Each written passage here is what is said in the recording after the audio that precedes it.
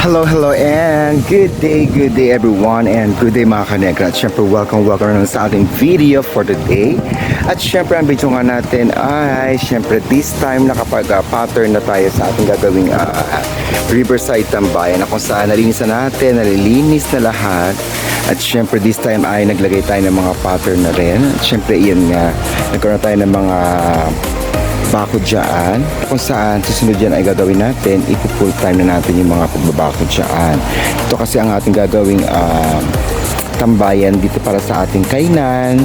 Siyempre pag nagawa ko sila dito magulto sa taas at dito naman tayo kakain, magkatambay, pwede tayo mag-almusal dyan, magkape or everything. Ayan yan. So this time din ay siyempre ayan, nagkaroon tayo ng pattern na dyan. Ayan, may bakod na. At syempre, binakuran natin yan para ang lupa ay hindi bumababa. Kasi pababa ito. Ayan, pababa siya dyan. So, ang ginawa natin is ni-layer natin. So, hindi pa naman proper pagkakabakod dyan. Aayusin pa natin yan. At syempre, dikit-dikit talaga yan. And syempre yung mga tinatabas natin mga damo dyan, inaalis sa mga damo dyan natin ilalagay. At syempre para magpanang tayo ay ang tanim natin magiging healthy din.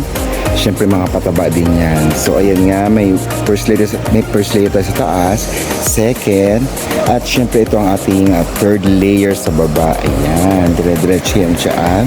So pag nabakuran na natin ng ayos yan dyan, medyo i-cultivate na natin yung lupa dyan para at least pwede natin pagtaniman o kung ano mga pwede natin ilagay dyan na tanim. Ayan, same dito din sa ating second layer at sa first layer natin din.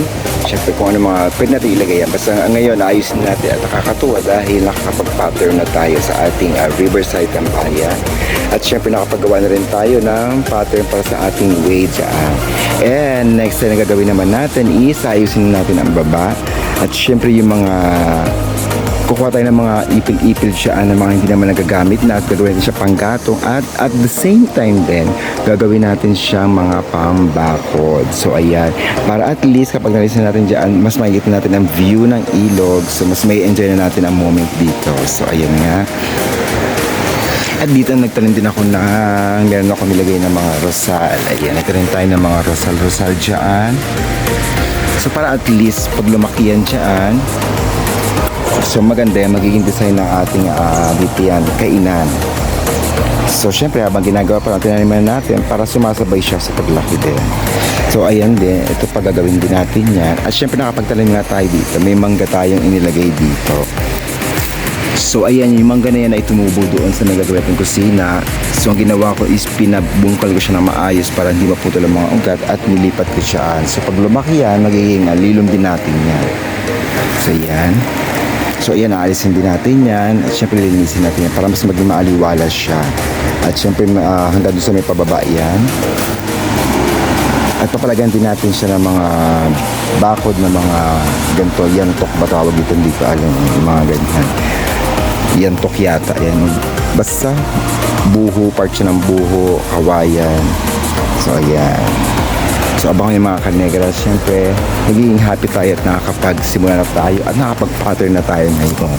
Ito pa lang ang ating Riverside Tambayan pinapakita ko sa inyo. And syempre iyan is imamawer na lang yan dyan sa baba kasi okay na yan dyan. Tapos yung mga puno, yung mga baging, yung mga hindi na kailangan dyan, iaalis natin. So yung mga kain na makukuha natin, so gamitin natin siyang panggatong at syempre pambakod, pamposte o kung anong pwedeng gawin dyan.